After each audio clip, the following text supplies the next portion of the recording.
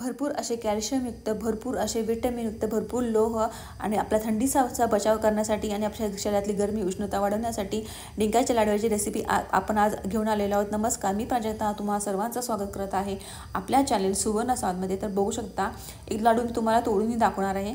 इतके छान आपले लाडू झालेले आहे की तोंडात विरघळणारे आणि पटकन क्विक रेसिपी आहे. जास्त झंझटही नाही आहे, झटपट होणारी, कमी प्रमाणात तुम्हाला मी दाखवलेली आहे. तर करूया रेसिपीला सुरुवात. तर त्याला बघू शकता गुळ घेतला आहे. तर गुळ हा मी जरा लालसर वापरलेला आहे. तुम्ही काळपटसुद्धा वापरू शकता, पण आपले लाडू छान लाल होण्यासाठी मी हे लालसर गुळ वापरलेला आहे. तो सर मी गुळ चिरून घेतलेला आहे 1.5 वाटी. इथे बघू शकता खोबरं घेतलेलं आहे मी 3 वाटी. इथे बघू शकता खारी घेतली मी 1 वाटीला जरा कमी. इथे बघू शकता खपली गव्हाचं पीठ घेतलेलं आहे मी 1 वाटी. तूप घेतलेलं आहे 1 वाटी. खसखस घेतले 4 चमचे. 1 वाटी पूर्ण गच्च भरून ड्रायफ्रूट्स घेतलेले आहेत तुमच्या आवडीनुसार. अर्धी वाटी घेतलेत मी डिंक आणि 1 वाटी घेतलेली, छोटी 1 वाटी घेतलेली आहे मी तीळ आणि 2 चमचे घेतलेले आहे मी सुंठ. आता हे बघू शकता, गुळ आपण खिसून वापरा किंवा चिरून वापरा, तुमच्या मर्जीने, तुमच्या आवडीनुसार तुम्ही गुळाचा वापर कमी जास्त करू शकता. आणि खोबरेही मी खिसून घेतलेलं नाही, तर खोबरं मी कट करून घेतलेलं आहे. अगदी क्विक आणि पटपट रेसिपी होण्यासाठी मी तुम्हाला ही खोबरं कट करून दाखवलेलं आहे न खिसून घेता. तर ह्या सगळ्या जिन्नसाला आपण छानपैकी भाजून घेणार आहोत. तर करूया रेसिपीला सुरुवात. तर हे बघू शकता, आधी आपण छोटीशी कोरडी कढई घेतलेली आहे. त्याच्यामध्ये आपलं जे पहिल्यांदा जे कोरडं जिन्नस आहे ते भाजून घ्यायचे, म्हणजे तीळ घेतलेलं आहे. आता ते काय जण तीळ वापरतात, काय जण वापरत नाही, पण हे तीळ हे उष्ण असतं आणि थंडीसाठी एकदम बेस्ट आहे. मग मी आधी तीळ जरा भाजून घेतलेलं आहे. एक 3-4 मिनटं छानपैकी तीळ भाजून घ्यायचं आहे. त्याच्यानंतर त्याच्यामध्ये खसखस घालायचे. आता खसखस घातल्यावरती 1 सेकंदच आपल्याला छानपैकी परतून घ्यायचं आहे बारीक गॅसवरती. एक सेकंद जर तुम्ही छानपैकी परतून घेतलं ना की टेस्टला छान लागतं. आता हे बघू शकता, काढून घेणार आहोत आपण हे छानपैकी. आता मी काढून घेतलेलं आहे. आता ह्याच्यामध्येच आपण आता ड्रायफ्रूट्स मस्तपैकी भाजून घेणार आहोत. आता ड्रायफ्रूट्समध्ये तुम्ही सगळ्या प्रकारचे ड्रायफ्रूट्स वापरू शकता. आता कोरडं आपण तर ड्रायफ्रूट्स चांगलं भाजता येत नाही, त्यामुळे आपण थोडंसं तूप घालणार आहोत. आता तुपाचा वापर पण मी 1 वाटी केलेला आहे. तुमच्या आवश्यकतेनुसार तुम्ही जास्तही वापरू शकता. डिंकाच्या लाडूमध्ये कसं असते, तुमच्या आवडीनुसार तुम्ही कोणताही जिन्नस जास्त करू शकता, तुमच्या आवडीनुसार कोणत्याही जिन्नसचा वापर तुम्ही कमी जास्त करू शकता. आता ड्रायफ्रूट्स पण तुम्ही सगळ्या प्रकारचे ड्रायफ्रूट्स वापरू शकता, पण ह्याच्यामध्ये मी काय केले, काजू, बदाम आणि बेदाणेच फक्त वापरलेत. आता हे आपले छानपैकी भाजून घेतलेले, आपण काढून घेतलेले आहे. आता हे बघू शकता, मी ही घेतलेली आपण. आता ही खारीकपूड आपल्याला छानपैकी भाजून घ्यायची. मी खारीकपूड रेडीमेडच आणली आहे, पण तुम्ही घरी तयार करू शकता. आता घरामध्ये सुद्धा आपण जेव्हा खारीक आणतो तेव्हा त्याला छानपैकी फोडायचं आहे आणि थोडंसं भाजून घ्यायचं आहे आणि मग त्याची पेस्ट करायची आणि मग त्याला थोडंसं आणखीन तुपामध्ये भाजून घ्यायचं आहे. आता हे बघू शकता, मी फक्त कोरडं भाजत आहे, कारण ह्याला जरा थोडंसं हे चिकट असल्यामुळे, थोडंसं गोडवा असल्यामुळे हे जरा खाली चिकटतं ना, मग ह्याला छानपैकी असं भाजून घ्यायचं. तुम्ही तुपात पण भाजू शकता, पण मी फक्त कोरडं भाजून घेतलं. आता छानपैकी लालसर भाजून घेतल्यानंतर आता घालून घेतलं खोबरं. आता खोबरं मी तुम्हाला न खिस्सा दाखवलेलं आहे. तर खोबरं काय केलं आहे, मी कट करून घेतलेलं आहे. त्याला मध्यम आणि बारीक गॅसवर आपल्याला छानपैकी परतून घ्यायचं आहे आणि खरपूस असं भाजून घ्यायचं आहे. ते बघू शकता, एका पाटीमध्ये हे मी सगळे जिन्नस काढून घेतलेले आहेत. खोबरं मात्र आपल्याला वेगळं काढून घ्यायचं आहे आणि बारीक गॅसवर आपल्याला लालसर भाजून घ्यायचं आहे. लालसर भाजले की लाडू पण तितके सुंदर आणि खायला अप्रतिम लागतात. आणि खोबऱ्याला कसं थोडंसं तेल असल्यामुळे, खोबरं तेल असल्यामुळे त्याला थोडा वास येतो. जास्त दिवस ठेवलं तर त्याला वास येईल, म्हणून आपल्याला लालसर खोबरं भाजून घ्यायचं आहे. आता हे पण आपण काढून घेणार आहोत आणि सेम पॅनमध्ये आपण थोडंसं आपण हे घालून घेतलेलं आहे तूप आणि त्याच्यामध्ये घालून घेतलं डिंक. आता डिंक आपण तळताना की नाही एकदम जास्त तुम्ही तुपाचा वापर नाही करायचा, कारण कसं होतं, एकदम जास्त तुपाचा वापर केला की मग काय होतं, डिंक तळून झाल्यावरती ते तूप काळं दिसतं आणि मग ते कशामध्ये वापरायला येत नाही आपल्याला. म्हणून जितका लागेल ना तेवढं डिंक असेल तितकंच तूप घालायचं, जेवढं डिंक असेल तेवढंच तूप घालून छानपैकी डिंक तळून घ्यायचं. आता हे बघू शकता, अशा प्रकारे मी सगळा डिंक तळून घेतला. आता डिंक तर आपल्या लाडवाची जाण आहे. आता हे बघू शकता, डिंक असं छानपैकी भाजून घेतलं की नाही आपले लाडू कुरकुरीत होतात, अगदी छान लागतात खायला. आता हे बघू शकता, इतका डिंक आपला छानपैकी पौष्टिक असा हा डिंक आपल्यासाठी छानपैकी भाजून आपण घेतलेला आहे. आता ह्याला साईडला ठेवूया, थोडंसं गार करायला ठेवूया. आता सेम तर राहिलेलं थोडं तुप आपण घालून हे छानपैकी आपण हे खपली गव्हाचं जे पीठ आहे ना ते छानपैकी आपण भाजून घेणार आहोत.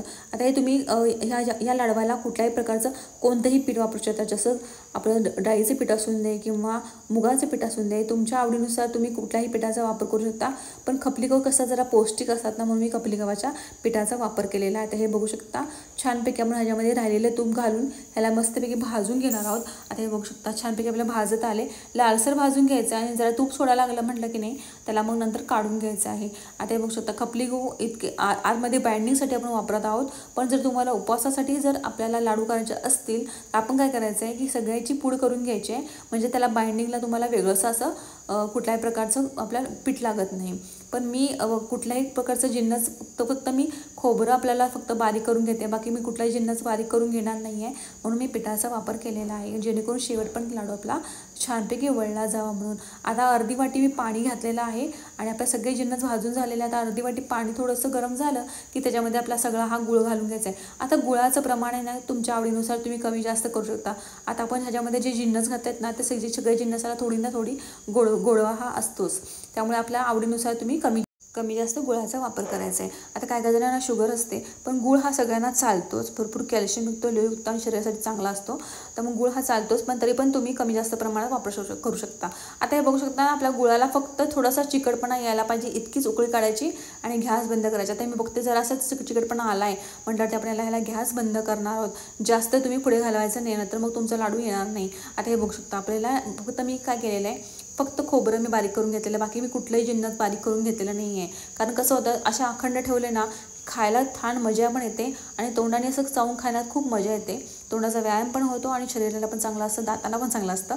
सो अशा प्रकारे मी हे सगळे जिन्नस आणि आपला लाडूही फास्टमध्ये होतो, क्विकमध्ये होतो. आता हे बघू शकता जास्त झंझट न करता तुम्हाला मी लाडू दाखवलेत ना, मग त्यामुळे कुठलाही जिन्नस आपण बारीक करून घेतलेला नाही.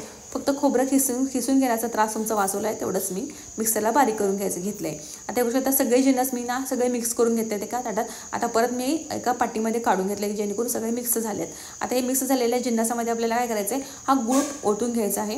आता हे बघू शकता गूळ छानपैकी ओतून घ्यायचा आणि छानपैकी आता गूळ हा थोडासा माझा गार होत आला आहे, पण काही नाही, आपलं छानपैकी लाडू तयार होतात.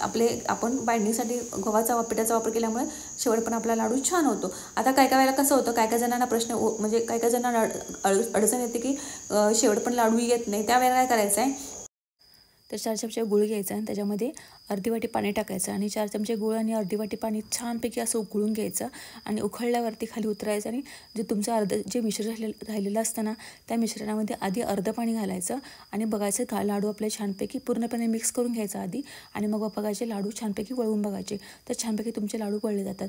जर पाणी कमी पडत असेल तर आणि वर वापरा, पण शक्यतो तुम्हाला जितकं लागेल तितकंच पाण्याचा वापर करतच तुम्ही लाडू चांगले बांधून घ्यायचे.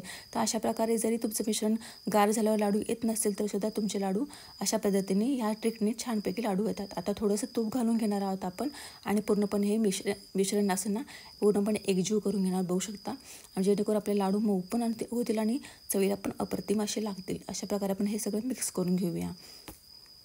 तर अशा पद्धतीने जरी तुमचे मिश्रण जरी गार झालं तर तुम्हाला तुम्ही सांगितल्या टिप्सचा वापर करून तुमचे लाडू तुम्ही शेवटपर्यंत छानपैकी असे मस्तपैकी बांधून घेऊ शकता. तर अशा पद्धतीने तुमचा लाडू छानपैकी वेळ जातो. तर बघू शकता हे छानपैकी आपलं हे मिश्रण आपण आता एकजीव करून घेतलेलं आहे आणि आता छानपैकी हे जे लाडू पटापट आपण बांधून घेणार आहोत. तर काय जणांच्या घरी मुलांना असं ड्रायफ्रूट्स आवडत नाही, मग त्यावेळेला काय करतात, त्यावेळेला आपण हे ड्रायफ्रूट्स पूर्णपणे पेस्ट करून ह्याच्यामध्ये घालणार आहोत, जेणेकरून मुलांना कळू नाही की ज्यामध्ये ड्रायफ्रूट्स घातलेले आहेत. आणि ज्यांना आवडतं त्यांना तर मग काही प्रश्नच नाही, आपल्याला बारीक करून घालायची काही गरज लागत नाही. तर अशा प्रकारे आपण हे छानपैकी सुंदर असे भरपूर कॅल्शियम भरपूर लोहयुक्त आपले हे सुंदर असे खायला अप्रतिम लागणारे लाडू आपले तयार झाले. आता हे बघू शकता काय बायका ज्या असतात ना त्यांचा बिझनेस असतो, त्यामुळे बिझनेसमध्ये सुद्धा तुम्ही अशा प्रकारचे लाडू करून तुम्ही सेल करू शकता. तर हे बघू शकता, पण हे फक्त करताना तुम्हाला क्वांटिटी जरा जास्त करायची आहे. म्हणजे आता हे एवढ्या मिश्रणामध्ये आपले हे सुंदर असे छानपैकी लाडू तयार किती झालेत माहिती का, 25 लाडू आपले हे छानपैकी तयार होतात एवढ्या सगळ्या मिश्रणामध्ये. असं आणि ते बघू शकता ड्रायफ्रूट्स आता बाहेर जरी आपण लाडू आणायला गेले ना तर असे ड्रायफ्रूटचे लाडू बाहेर भेटत नाही. बाहेर जास्तीत जास्त खोबऱ्याचा वापर करतात आणि पण हे ड्रायफ्रूटचा वापर कमी क्वांटिटीत करतात, मग ते खायची इच्छा पण होत नाही. म्हणून घरच्या घरी आपले मस्त असे लाडू हे आपण कमी क्वांटिटीमध्ये बनवा की जास्त क्वांटिटीमध्ये बनवा, आपण घरच्या घरी हे कधीही करून खाऊ शकतो. तर हे आपले सुंदर असे भरपूर असे छान असे भरपूर कॅल्शियम लोहयुक्त आपले डिंकाचे लाडू खाण्यासाठी तयार आहेत. तर असंच भेटूया नवीन रेसिपीमध्ये. तो पण बाय, स्वस्त राहा, मस्त राहा आणि ऑफकोर्स माझा चॅनल पाहत राहा. रेसिपी आवडली असेल तर चॅनलला एक लाईक करायला विसरू नका. बाय.